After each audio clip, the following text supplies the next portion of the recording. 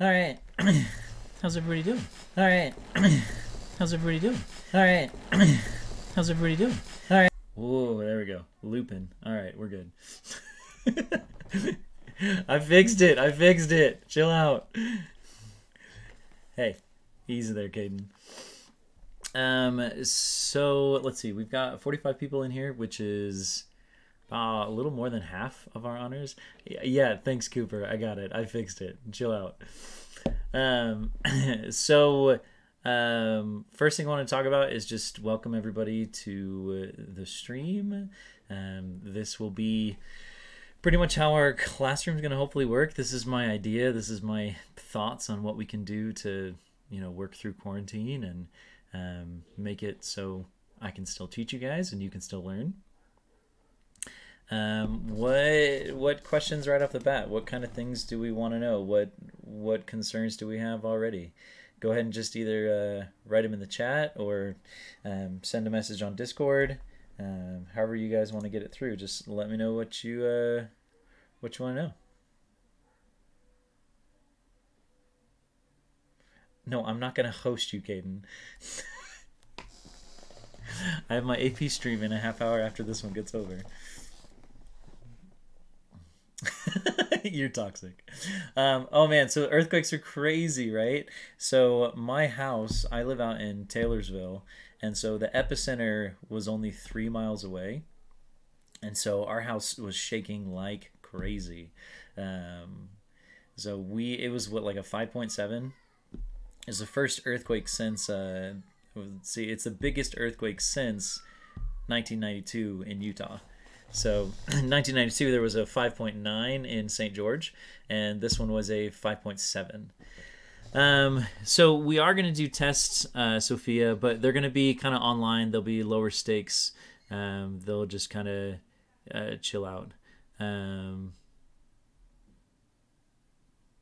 No, Cooper, this is the schedule I posted on Canvas, 8:30 to 9:30. AP goes 10 to 11.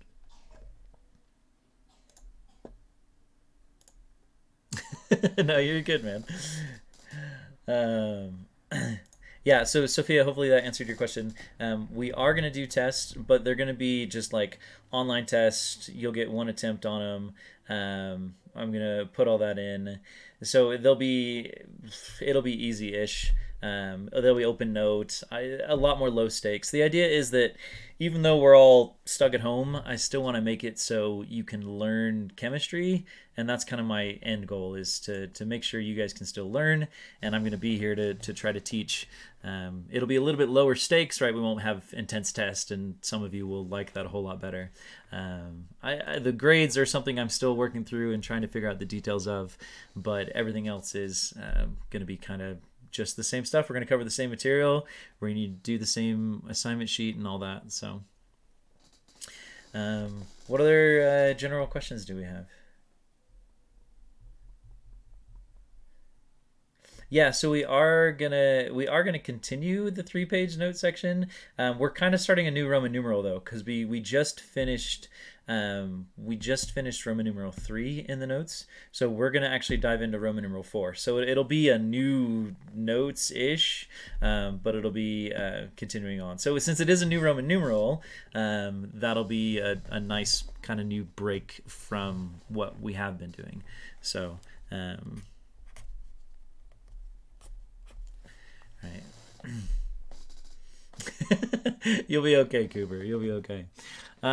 So the written Canvas work, don't worry about getting that graded. We'll kind of just tack that up as a wash. But the Strength of Bonds worksheet, I do want you to grade. We didn't do notes on the stream yesterday. It was just questions. So I went ahead and posted this document on Canvas. It's the answer key to the Strength of Bonds worksheet. So what you'll be doing is you'll just go through all of your answers and you'll grade yourself. And you'll see how you did. Basically just mark it right or wrong. If you want to fix it, you can fix it for some half credit back. And then on Canvas, oops, wrong one. On Canvas, let me pull it up.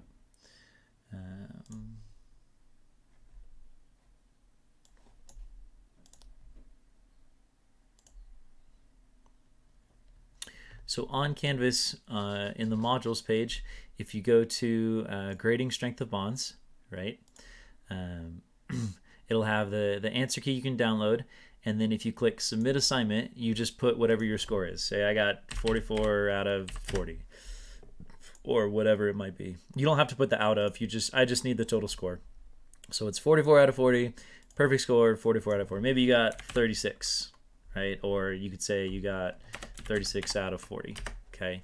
Any of those are gonna work for recording your score for the strength of bonds.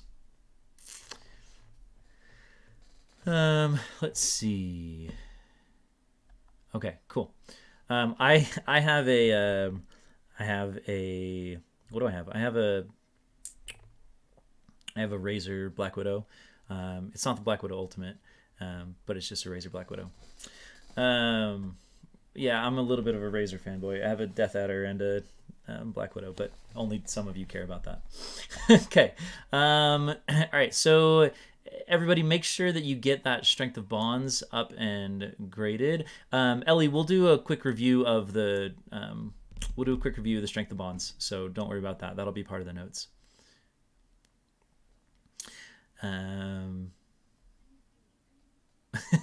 Yeah, Johnny, don't leave me to go watch a Fortnite streamer.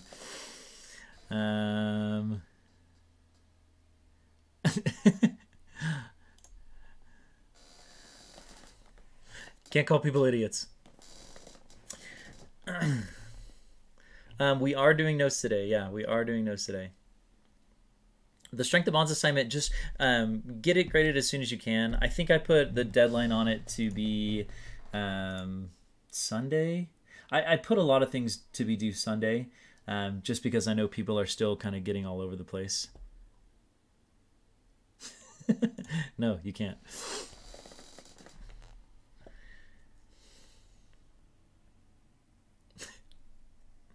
Okay, so yeah, Lauren, the strength of bonds assignment is going to be due by Sunday. That's kind of the last time you got to do it. It was technically due Monday, right? So you should have had it done 2 days ago. But getting it graded and into Skyward, you need to do that by, or into Canvas, you need to do that by Sunday.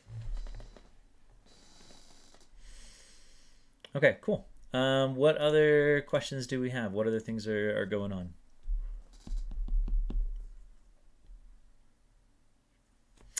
So again, Meredith, at the top of every grading key, it has the points. So it's got 44 out of 40. So a perfect score will give you a 44. Each problem is 1 point each, and then it'll be out of 40.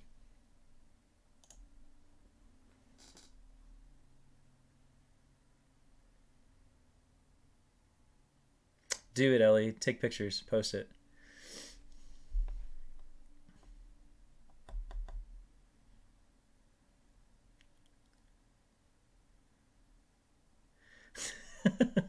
You'd get an interference pattern, Dr. Quantum. You should know that. You taught me that.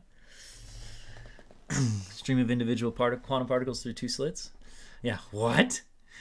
Indeed. Indeed. Okay, so make sure to get some notes if you haven't gotten any notes out. We are going to continue on the notes. We are going to do Roman numeral 4.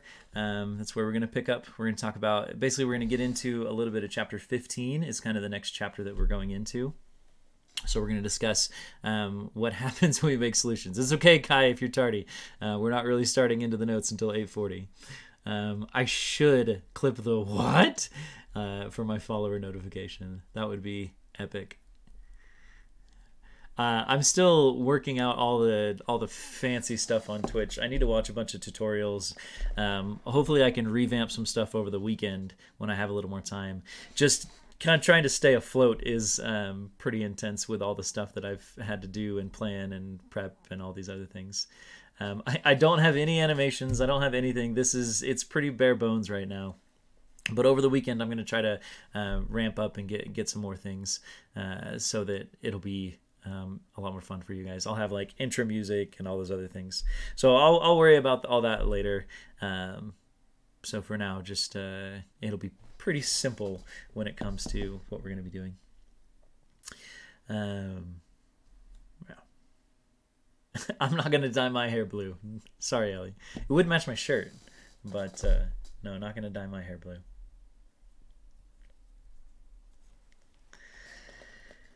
All right, with that, let's dive into the notes.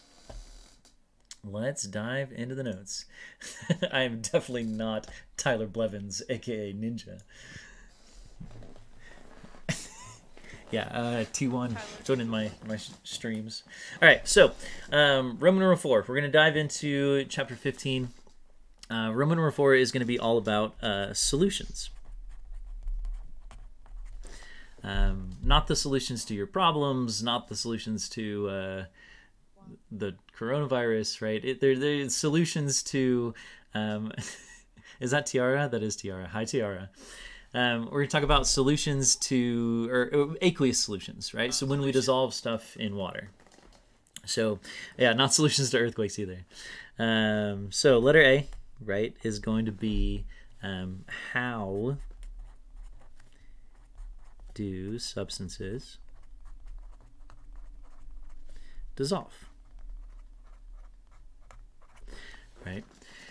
And we're going to be mostly kind of focusing on how do substances dissolve in aqueous solutions, right? We're going to talk about what happens when things dissolve in water, because different substances dissolve in slightly different ways. And so we're going to kind of dive into what we were doing. Yeah, I've been talking to Mr. Weaver. We've been trying to figure out ways that we can kind of work together on this. So again, we'll get into intermolecular forces in a little bit when we get into some of this stuff. So I promise we'll talk about intermolecular forces. TR, I just briefly mentioned the earthquake. It was just kind of a fun joke about it. It's kind of a fun thing. Yeah, Tyler, I'll talk to Weaver about getting all that posted. I didn't get a chance to talk to him today. Okay, so how do substances dissolve? First thing we got to do is we have to get some terms down so we can have kind of a intellectual conversation about this.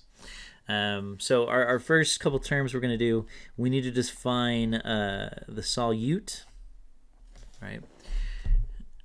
Define what a solute is. Yeah, we do share our Canvas, Olivia. But he hasn't pulled the stuff from mine yet. I just updated it yesterday. So I'm going to tell him to pull that down today. It should be available this afternoon. I'll give him a text or a call later. So, okay. So first thing we got to do is talk about solute. So I'm always going to talk about things dissolving in water, right? So when you dissolve something in water, say we took salt, right? Twitch is full of salt. We take salt and we dissolve it into water. In that salt water, the salt is the solute, right? So it's the substance that dissolves, right? For example, the salt in salt water. Okay. Okay. The next thing, right? If we've got the solute, we also need to talk about the solvent. Okay. The solvent is the substance, that does the dissolving, that's doing the dissolving. Okay, so it's the substance. I'm just going to say doing the dissolving. Right. Sorry, I ran off the page there. So example, this would be the water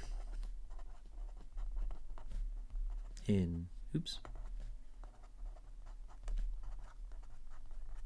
Would be the water in salt water, right? So our water in salt water, man, you guys are spamming the chat.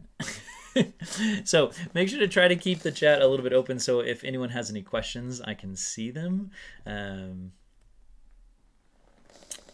Yeah, so the definitions are a little tricky. I always struggle with how to really define the definition, which is why I always do this example, the salt in the salt water, the water in the salt water. So the solute is the thing that kind of dissolves and breaks apart. a more technical definition you could give would be the solute always changes the phase to what the solvent is, or you could say the solute is the substance that's in smaller amount where the solvent is in larger amount. There's all kinds of things. So when we're talking about aqueous solutions, that's a good question, Tyler. You technically can have solid solutions. Things like alloys are solid solutions.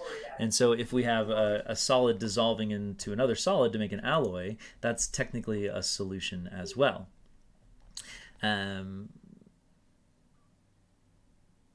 Yeah, it's tricky to remember it. Just solute is the one that dissolves. Solvent is the water. I don't know a good memory device. I wish I had a memory device.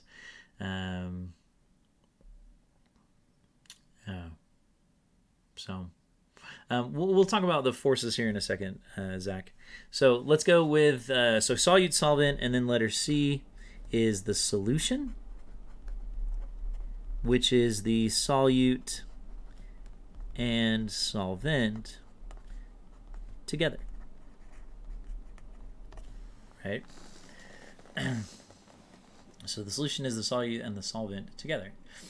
So the salt is dissolving into the water. That's what makes it the solute. It's dissolving into the water. So it's the salt that's already dissolved. So when you make a saltwater solution, so once you've dissolved the salt, it becomes the solute. So the water is the solvent, the salt is the solute. If you have a cup of salt water, that would be the solution. Water isn't always the solvent if water is present. You can make some solutions using like alcohol, where you have a whole lot of alcohol and just a little bit of water. That's a good little rhyme, Lauren. But for our purposes, we're mostly going to be talking about aqueous solutions, and so for everything we talk about, water is going to be the solvent. We are going to be focusing on aqueous solutions. That's kind of all we're going to be really using. So it's a pretty safe bet in all of the stuff that we're going to have that water is going to be the solvent. Okay, so solute, solvent, solution. We got to also talk about solvation. Okay, now this is solvation, not salvation. So yeah, solvation is just the process by which the solute dissolves.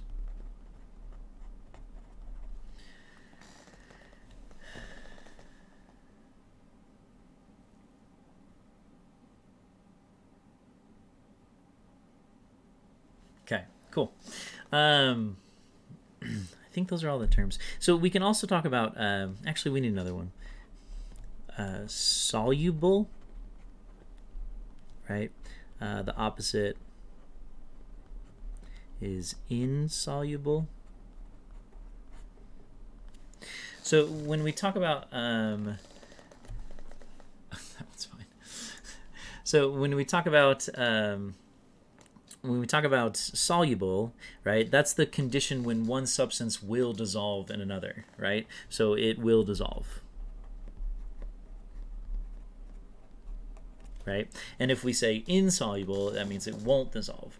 For example, salt is soluble in water, but sand is insoluble in water, right? So salt will dissolve, sand won't dissolve. Okay. The last thing we got to talk about, letter F, is another term that miscible, right? So miscible is when a liquid dissolves in another. It's the same term as soluble, but soluble is usually reserved for a solid dissolving into a liquid, whereas miscible is when you talk about two liquids. The opposite is immiscible. Right? So it's basically saying it will mix. Right? Miscible, mixable. Sacre bleu. Okay. Make sure everybody's got this down. I'm going to kind of move on to our next term. So we got to make sure we understand these terms before we can really get into what we're talking about in terms of the process of things dissolving. Yeah, so Ellie, I think that's just a problem on your end. So yeah, Cooper, miscibles when we're talking about two liquids. So for example, oil and water are immiscible because oil and water do not mix. They separate, right? There's a boundary between the two. Yeah, TR, you need to be writing this down if you haven't. And then when we talk about like water and alcohol, those are miscible. They do mix together. You can type the notes wherever you want, Valen. It's totally fine. Valen, sorry. You can type the notes wherever you want. Yeah, not missile, miscible. Okay, I'm going to go to the next page. Yeah, they're really just terms for making solutions, Izzy. Yeah, D is solvation. Sorry, Lauren. Solvation. Whoops. So if you ever miss any notes or if you ever miss anything as we're going through the stream, feel free to go back and catch the video on YouTube, because then we'll go from there as well. All right, so let's see. Let's go with number 2. Right. Let's talk about ionic compounds.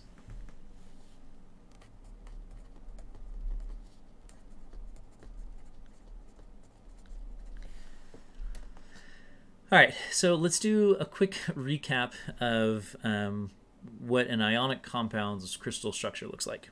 So if we look at sodium chloride solid, so remind me, what from an atom's perspective, right? What does sodium chloride look like if we were to zoom in and see atoms? What would we see in the crystal structure? This is a review from AHAF.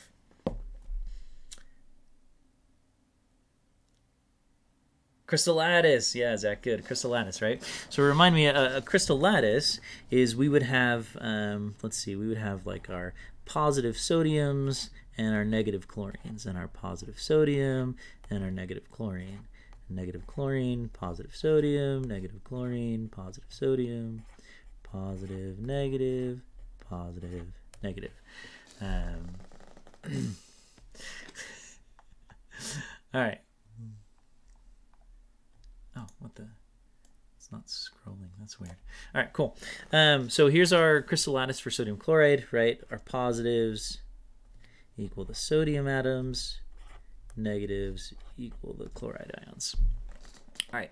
Now, if we were to draw something like water as a liquid, okay, we would have maybe something like this, right? So remember, water has the Lewis structure, where we have the O connected to the two H's, right? And if we think back to AHAF, this is our tetrahedral bent, right? You don't have to necessarily know that, but just remember that water does have a bent structure, right? So we have this angle. And so what we can do is we can create what's called a space filling model. Let me pull up an image.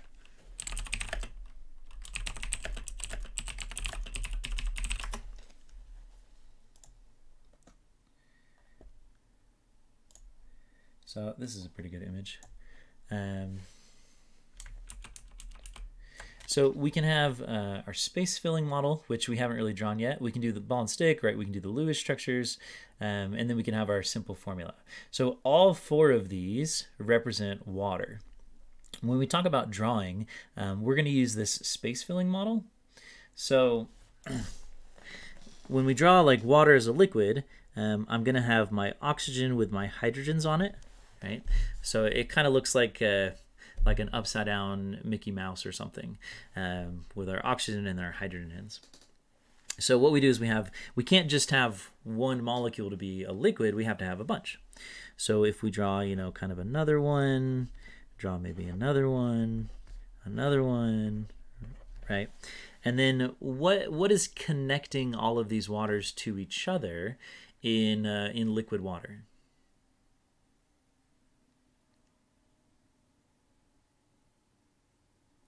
Cooper, what do you got?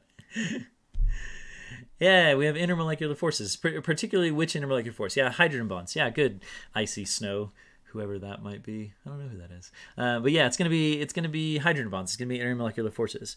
And so the idea is that between each of these water molecules, we have some hydrogen bonds that are holding them together. Okay, and if you remember, the hydrogen bonds are a result of the hydrogen end being, partially positive, and the oxygen end being partially negative, because the oxygen pulls on the electrons in the bonds, which makes this end of the molecule negative and this end of the molecule positive. And so what happens when we add the two together, right? When salt dissolves in water, what happens? Okay, so I'm going to draw kind of a big box to attempt to show what happens when salt dissolves in water. Okay, so what happens is the negative chlorides are going to be attracted to the positive end of the water. And similarly, the positive sodiums are going to be attracted to the negative end of the water. And so what happens is we form these what are called solvated ions, right? So the crystal lattice in salt gets kind of broken apart. So all the ions get kind of spread apart, they get pulled apart. We have kind of our negatives and our positives. And the negatives are surrounded by the water molecules with the hydrogens facing towards them.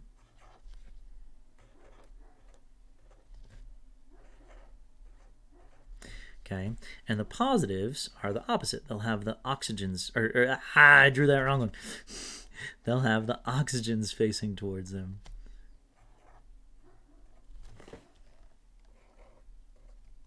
See, I wish I could erase. Now it's just going to be ugly. But the idea is that we get these attractions here. Right, so the positive end of the water is attracted to the chloride, and the negative end of the oxygen, or the negative end of the water, is attracted to the sodium. And if I drew this one correctly, right, we would have that. Now, there's going to be more water molecules in the solution, right? And these other water molecules are going to be forming, hydrogen bonds still. Okay, so our water is still going to be kind of, connected to each other through all these hydrogen bonds, but we're going to have these solvated ions. Notice too that the salt has broken apart. All right, and so we have all these individual ions. That's why when you look at salt water, you don't see little bits and pieces of salt floating around. It looks just like regular water. But if you evaporate all the water, you get left with this ring of salt. As if all this water evaporates, the positives and negatives come back together, and they form salt to set on the sides as the water evaporates. Okay, all right. So here is our ionic compounds. All right, now let's look at something like a molecule to compare. So big things to take away from ionic compounds is the ion split, and the negative is surrounded by the hydrogen end, and the positive is surrounded by the oxygen end. So let's talk about molecules. Number 3.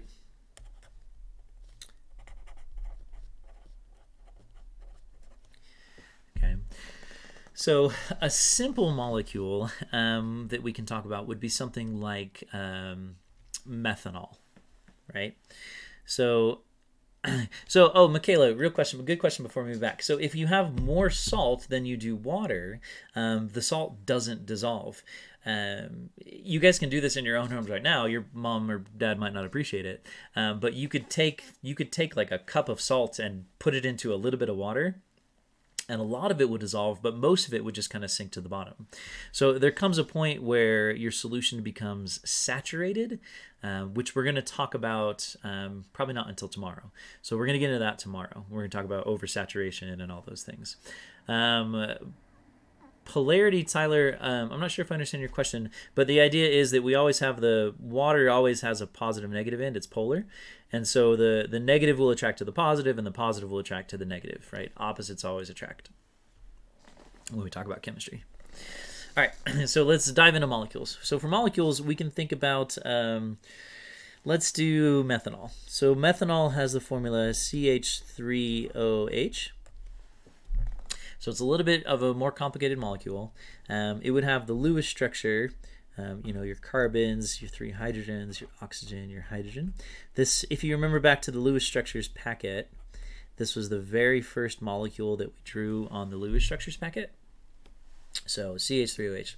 So if we draw it as kind of a space-filling model, it would look, let's see if I can do this.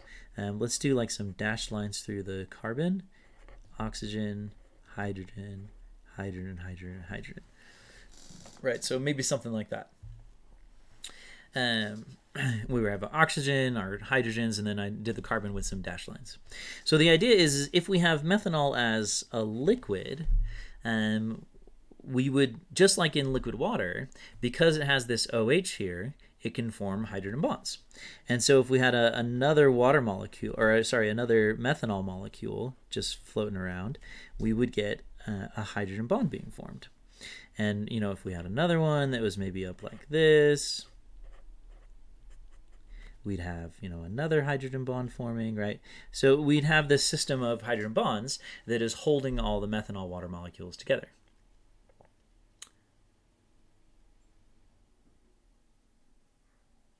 Oh, so when we say something's polar, we could say that, yeah, so the electrons are being pulled towards the oxygen.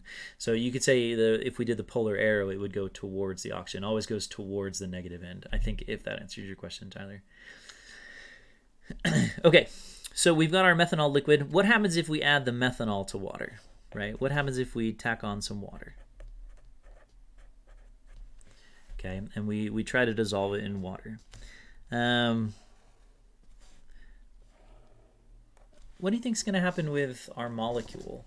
Is this molecule just gonna break apart into little pieces, or what? Yeah, an explosion, says Ellie. That would be cool if it just like, but no, it's not going to be an explosion.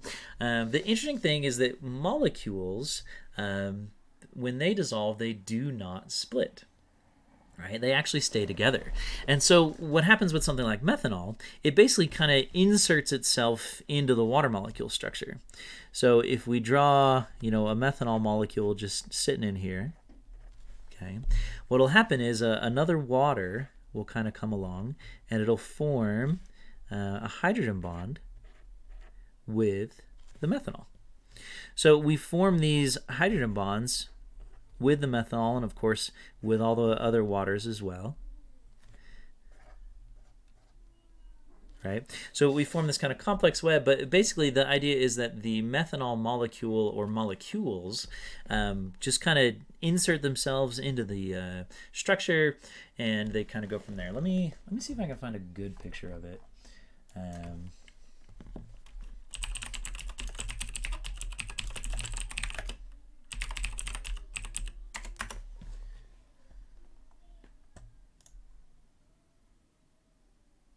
Yeah, here's a pretty good picture that someone did. Okay, so they've got the methanol molecules kind of drawn like this, and then they've added the water, and you see here's the methanols, and there's the water. This isn't a great picture. They haven't done a good job of showing the hydrogen bonds or anything like that, but it's the first thing I saw. So molecular compounds do not dissociate in water. I agree with that. So this is what it would look like in water. So if you, in terms of like physically, if you had a solution of it and you mixed, you know, alcohol, which is a clear colorless solution, with water, which is a clear colorless solution, it would just like it would look like a bigger clear colorless solution. You wouldn't be able to really tell. You could smell it because methanol smells pretty strong. But yeah, the biggest thing, I'm never going to ask you guys to draw something like this. But the biggest thing I want you to recognize is that molecules do not split, whereas ionic compounds split. Right? So the ionic compounds break into their ions, whereas a molecule does not break apart. It stays together. Okay, so yeah, this molecule dissolves in water. So yeah, it's not a reaction. It's not a chemical reaction, because if we were to evaporate all the water off, or boil out all the methanol, we could separate the two by a physical process. It's methane that doesn't smell. Methanol does smell. But yeah, so Yeah, so this is a molecule dissolved in water. This is an ionic compound dissolved in water. Okay, so I'm going to move on to the next page. We have to talk about acids. So Seth, yeah, the molecule is still connected. So all these covalent bonds are still connected to each other. And in the water, these covalent bonds are still connected to each other. So the molecules themselves are still connected, but they mix together at a molecular scale. We're not going to talk about naming alcohols. That's something beyond what we're going to do, Cooper. Okay, so let's see. Molecule still bonded. So this exact compound that you're drawing uses hydrogen bonds. Yeah. So it's really easy to show the hydrogen bonding and how things mix with hydrogen bonds. All does just mean it's an alcohol, Cooper. Yes. So dissolving and split. So okay, Lauren, that's a really good question. So when we say dissolving, we mean that the two substances will mix together. So one of them will dissolve in the other, right? So when you mix them together, you can't tell the difference. It makes a homogeneous mixture if we think back to whatever we're doing. So a homogeneous mixture or a homogeneous mixture is, if we think back to the very beginning of AHAF, is a mixture where you can't see the difference between the phases, right? So it's salt dissolved in water, sugar dissolved in water, any sort of clear, colorless solution. Okay, let me make sure I answered Lauren's question. I think I did. Whoop. Okay. So, oh, good. So in this question, right, so the methanol is the solute because it's in a much smaller quantity. And then the homogeneous and heterogeneous. Sure, you can think about it that way because homo means the same. So molecules dissolve, but the molecule doesn't split. Yeah, Ellie, that's a really good summary. So ionic compounds dissolve, ionic compounds split. Molecules dissolve, molecules stay together. Okay.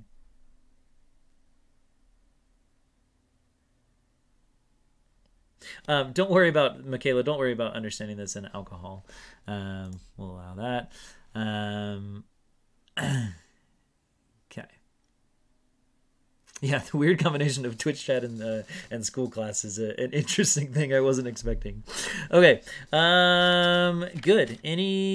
Let's see. I'm going to move on to the next page. Before I do that, any last questions on these pictures?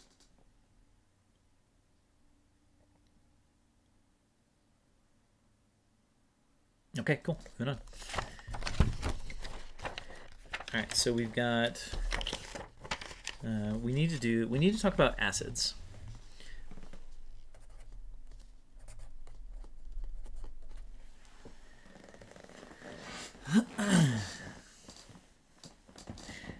Yeah, Lauren, you're correct on that one. Okay, so let's talk about acids. If you remember, acids are H plus and something. Right? Oh, shoot. You're right. Thanks, everybody. Man, you guys are really quick to judge me on my note-giving ability. Goodness, there's like, everybody's spamming the chat with 4. It's 4. Okay, we got it. It is number 4. Man, I got to be on my game with you guys here. Okay? I know, right? Woo. Breathe. Okay, so remember, acids are hydrogen plus something. Now, unfortunately, we need to understand there's a difference between strong acids and weak acids, right? Don't call people jerks, Scoober. All right, so strong acids and weak acids. So this is our first time we're learning this. Unfortunately, I'm tacking on something. You need to memorize these 7 strong acids. Okay. So our 7 strong acids are hydrochloric, hydrobromic, hydroiodic, chloric, perchloric, nitric, and sulfuric. Right? So again, we have hydrochloric acid, hydrobromic, hydroiodic, chloric, perchloric, nitric, and a little bit low on room,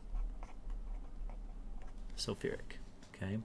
There aren't any weak acids you need to memorize. Basically, the idea is because we have 7 strong acids, everything else can be considered to be weak. So consider, now it's not entirely true, but for our purposes, we're going to consider all other acids as weak. Okay. So our weak acids, a common example of a weak acid would be something like hydrofluoric acid. So HF is a good weak acid. Reminder to those of you that haven't had AHAF in a while, right? Naming compounds. So because we have chloride, ide changes to hydroic, bromide, hydroic, iodide, hydroic, chlorate changes to chloric, perchlorate to perchloric, nitrate to nitric, and sulfate to sulfuric. Okay. Okay. So now, what does it mean when we say something is a strong acid and something is a weak acid? So strong acids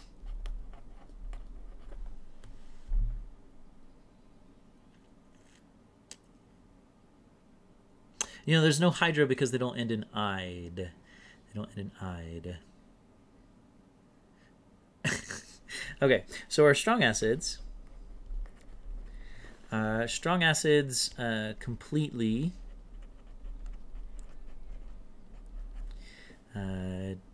separate in solution. Right?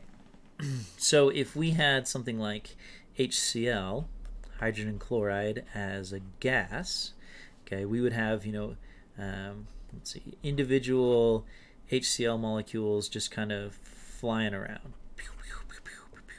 right, in a gas, and they'd all be like, whew. Okay. But if we add water,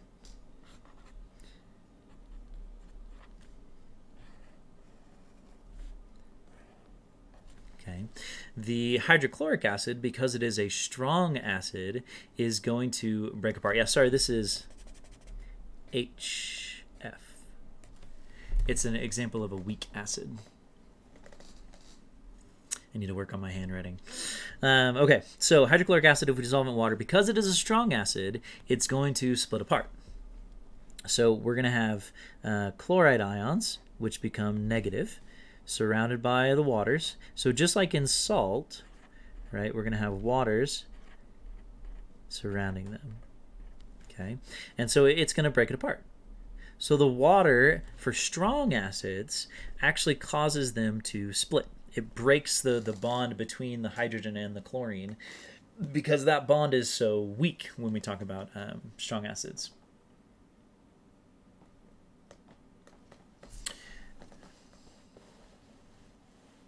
Oh, because it's a gas. They're flying around.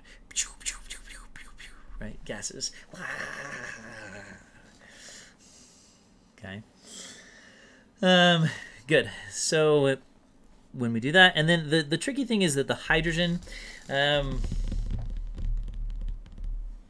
no, we can work from home, Valen. You get be called Valen for that. We can work at home, Valen. So the hydrogen ends up actually, how much do I want to be technical about this? I'm going to be technical. The hydrogen, actually, you don't have to worry about this, but the hydrogen technically jumps onto a water molecule, and it forms hydronium, right? H3O plus, hydronium, but you don't have to worry about that. But I don't want to lie to you, so So the hydrogen tacks onto, so the hydrogen from HCl splits, the hydrogen jumps onto the water, it forms this hydronium ion. Because it's positive, it's going to get dissolved with the oxygens facing inward.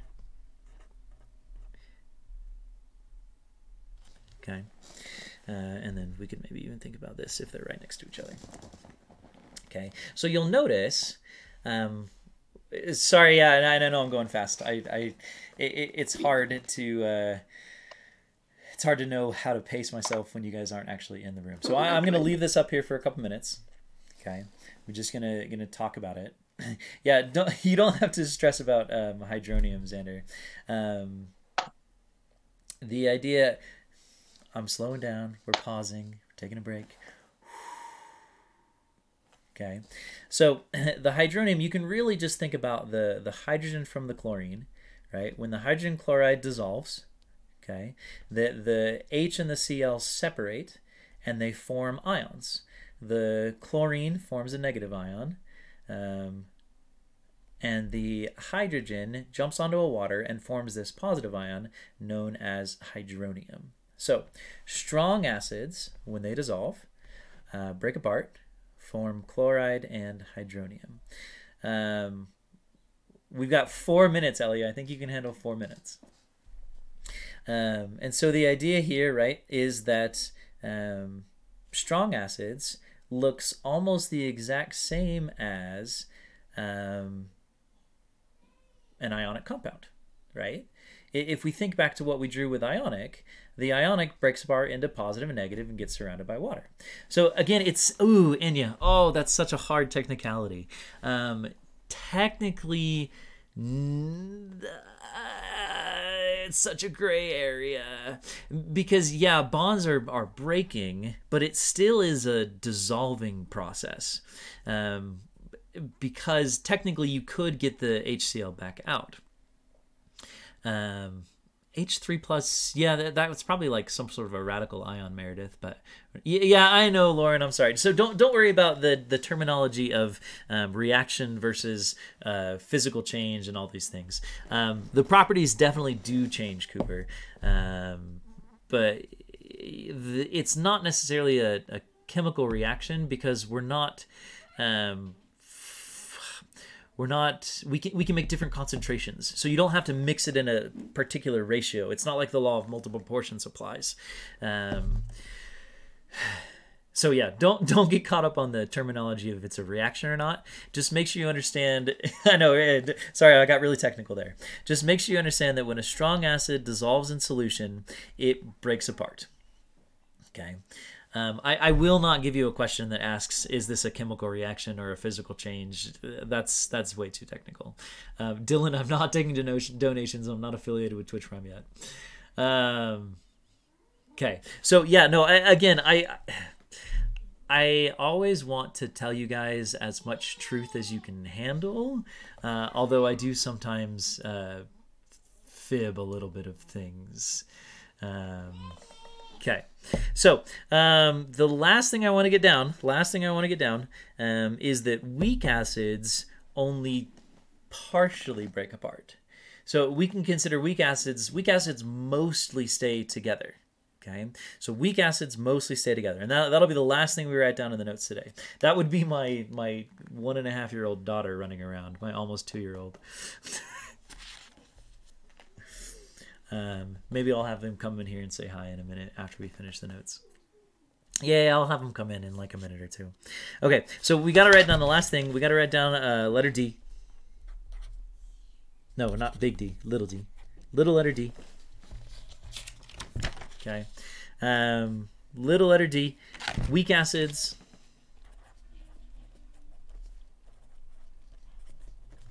Mostly stay together.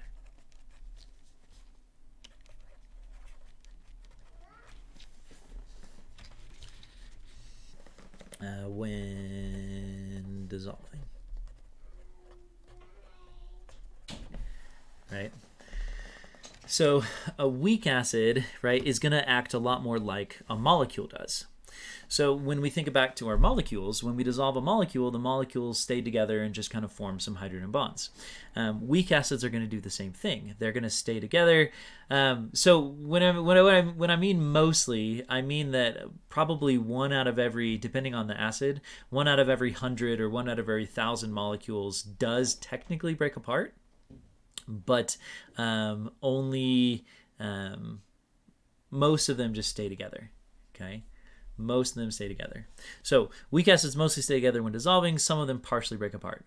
We'll talk more about some of the Oh, Ellie, that's such a great question. Yeah, so when we say strong and weak, what we're really talking about is not the strength of the bond, but how it conducts electricity, which we'll talk about tomorrow. We're out of time today, but we'll talk about that tomorrow. How do you know which one is which one's strong, which one's weak? Well, we have 7 strong acids. Memorize the 7. If it's not weak, if it's not strong, it's weak. So yeah, we'll talk about where the weak, strong terminology come from tomorrow. Again, it has to do with how it conducts electricity. So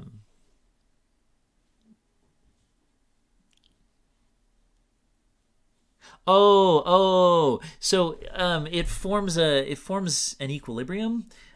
Which we'll talk about later. But the idea is that like one of the molecules will break and then it'll float around in solution and then it'll combine back together and then another one will break. And because remember, there are billions and billions and billions of water molecules in solution. Okay, so there are billions and billions of water molecules in solution, which kind of move around and go like that. So I am going to stop the notes here. Make sure you guys get all this done. What do we have for our last questions? So again, a reminder of a few things you guys need to get done.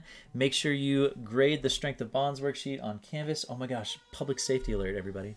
Public safety alert. She's probably just sad. So I'll let her in and she can come say hey.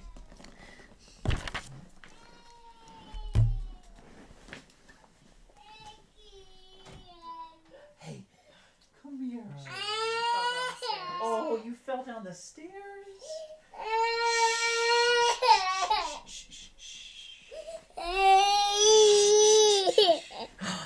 Look. Do you see yourself? Oh, you're so sad. You're so sad.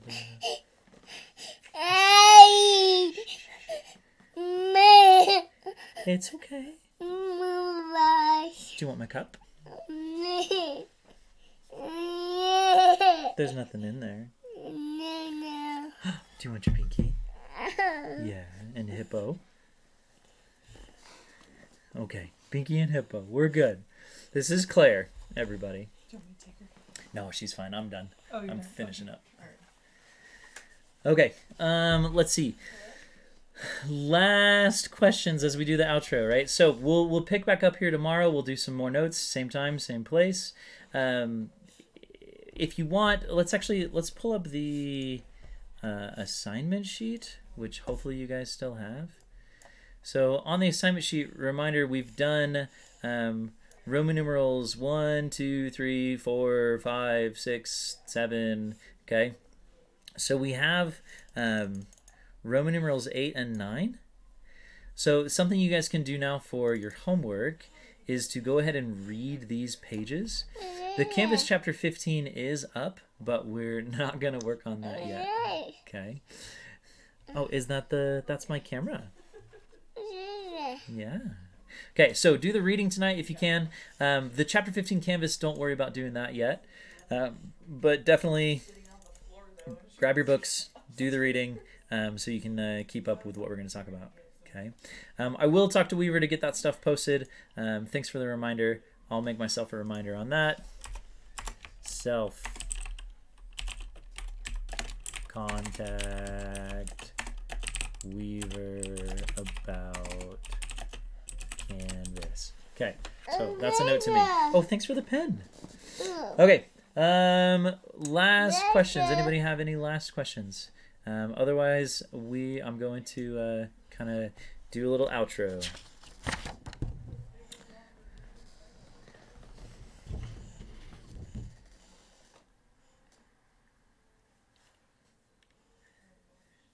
Oh yeah, so quick rundown on due dates and assignments. So the only things we have is we have the thirsty.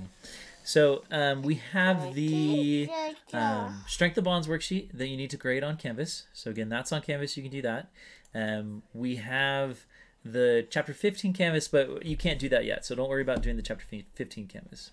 So the only assignments you guys need to focus on is grading the strength of bonds and then reading the text. That's it for now. Grade strength of bonds on Canvas. Read your textbook.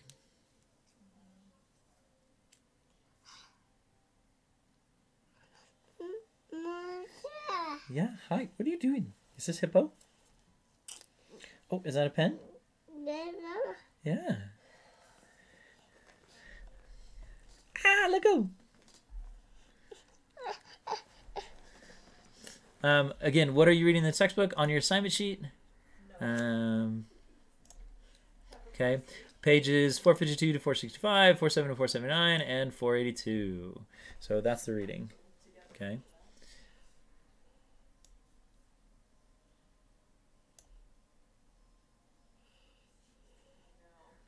Nine is going to be the Canvas, so don't worry about Roman numeral 9 yet. Just worry about Roman numeral 8 for now. Hey, don't take that pen cap off.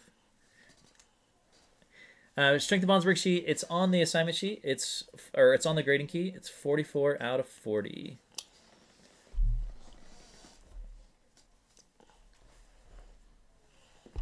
Bye. Oh, bye. You can't take this marker with you though. Bye.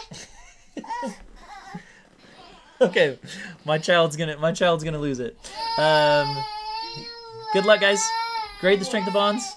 Read your textbook.